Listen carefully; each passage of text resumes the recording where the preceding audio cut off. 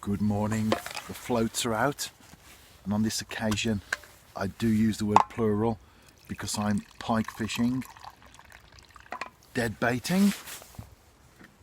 It's a cold start to the day, although it's due to get even colder during the rest of the week.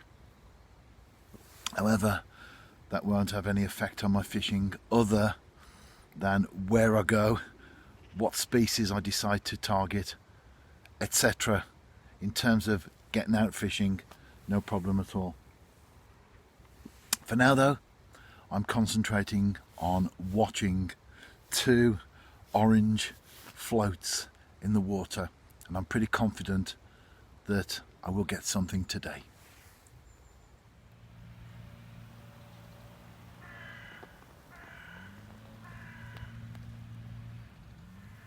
Just a small pike, but when you consider the venue, a small woodland pool, not bad at all.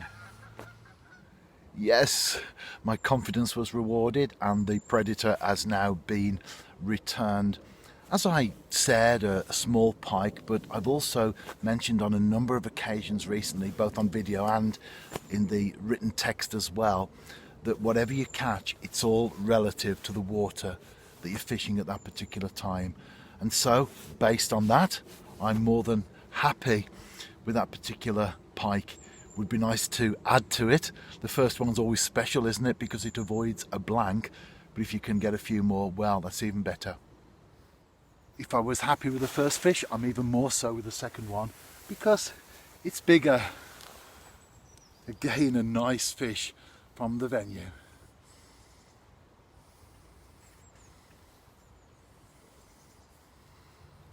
That fish has now gone back to its watery home, a flick of the tail and into the deeps. Well, 4 feet anyway, it is a small pool. Before I do cast out again, let me show you my setup. Very simple. You can see there a power gum knot.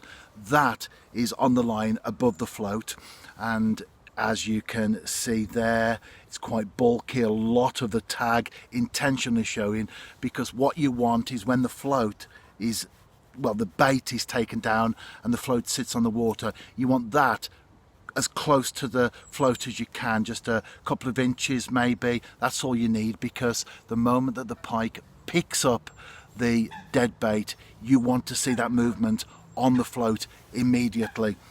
There's a bead, and there's the float, and a small lead. That's all I need. I've got a bead over the swivel there. I do make my own traces.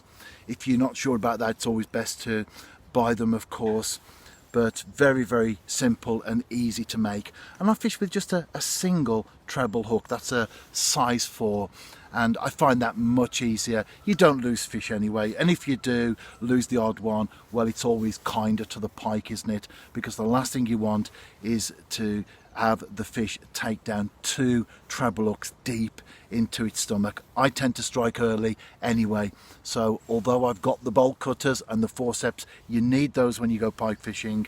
I find that very rarely do I use, well, the bolt cutters anyway, certainly the forceps. So a size 4 treble, hook into the dead bait, and it works. Simplicity in itself, which is pretty much summing up my fishing in a short sentence, but it works.